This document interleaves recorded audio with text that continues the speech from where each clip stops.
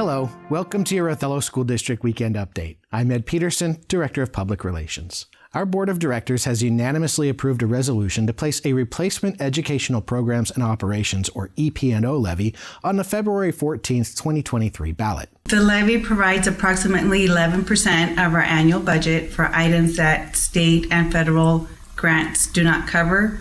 This is not a new tax.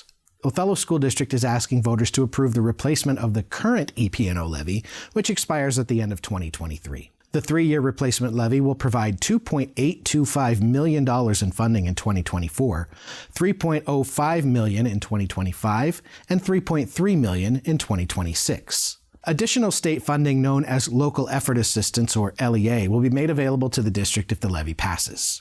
Property owners will pay an estimated $1.50 per thousand in assessed value in all 3 years. Levy and LEA together make up about 11% of the district's current budget. It helps fund programs and activities that are not fully funded by the state. Items such as staffing, benefits, operation needs of the district, technology, student safety, athletics is a big one, and other operation needs of the district. Our highest priority is the safety of our students and staff. Part of this mission includes keeping gangs and gang activities out of our schools. While we don't have widespread gang activities in our schools, we'd like to keep it that way. You can help at home by being aware of what your children are involved in. Look at their clothing. Have they acquired clothing without your knowledge that follows a color theme? Are their friends all dressing alike? Are they focusing on certain brands, colors, and logos? Clothing can include, but is not limited to, like baggy pants. Dickies is something that is a very known pant of choice, along with jeans, oversized jeans. There's also other trends like your oversized t-shirts in specific solid colors. Some of the colors include your browns, your grays, your solid white, solid blacks, solid blue colors. Sometimes it's their top and their bottoms. They also tend to wear oversized belts, and they usually tend to hang down at the waistline. So if you notice some of those types of things, along with sometimes shoes and the shoelaces that are of specific colors, shoelaces that might be tied in a certain manner that looks a little out of the norm. Get to know your child's friends. What behaviors do they exhibit? Are they displaying signs of gang activity? Usually who they hang out with is a good indicator of what the kids are involved with. Monitor your child's social media and internet use. Are they using social media appropriately for their age? Are they searching and viewing for content related to gang activity, particularly gangster-influenced music or videos? Does your child use hand signs that you're not familiar with when communicating with their friends or others?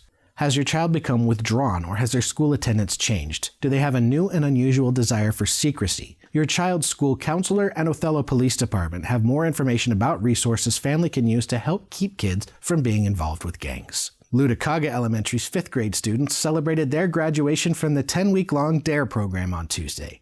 Othello Resource Officer Fernando Lopez led the ceremony. DARE teaches facts about health effects of alcohol and tobacco. It also covers social issues 5th graders might face in their lives. Essentially, DARE, keeping it real, is about helping kids make responsible decisions. Lutakaga's principal, Jen Perez, told families that the lessons learned in DARE will carry over into her students' adulthood. The DARE acronym for defining the problem, assessing our choices, responding by making a choice, and then evaluating to see if that choice worked or if we need to start again, is something that educators do constantly, and many of our community members do that as well when you have to make tough decisions or tackle a problem or concern. Today's DARE program is considerably different from what adults in our community may remember from the 1980s and 1990s. It focuses on decision-making, social-emotional skills, and drug education. Othello's 6th grade highly capable class has been trying their hand at making their money work for them on the stock market.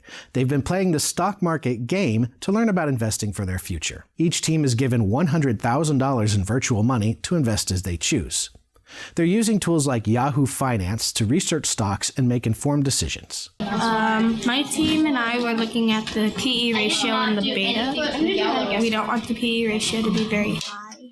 And then the beta, it needs to be over 1 to be so that's a good investment.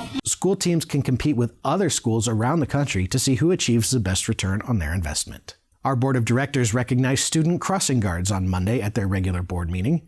Student crossing guards do an important job helping their classmates get to school safely in all kinds of weather conditions. They make sure that they're responsible, they're trustworthy, they show up committed to their patrol stations. So they're out there 10 minutes before and they stay until 10 minutes after.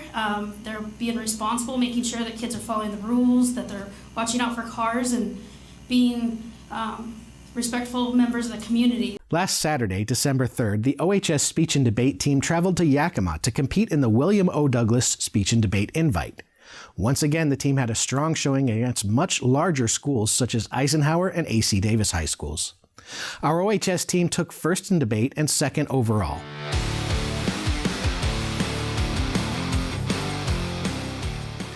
In sports, the weather on Thursday didn't slow down our Husky boys wrestling team as they defeated Sela 48-12 here at Othello High School. It was the team's self-designated ugly sweater night, and they didn't disappoint. Husky Wrestling also placed second at the Bob Mars tournament in Kennewick High School last Saturday and is hosting the Leonard Schutte Invitational this weekend.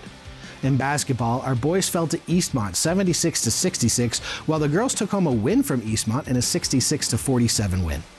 Annalie Coronado and Emmy Prunetta led the Lady Huskies in scoring with 19 each. On December 1st, our future drill team stars performed their junior routines for the crowd during home basketball games versus Wenatchee. Weather-wise, it's going to be very cold this week. Make sure your children are properly dressed for winter weather.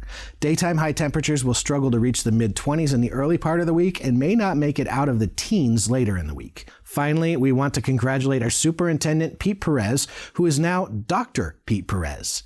He's earned his doctorate from Washington State University and is participating in the commencement ceremony at Beasley Coliseum this weekend. Go Cougs! That's your weekend update. Don't forget that Monday, December 12th is a 90-minute late start for all Othello schools.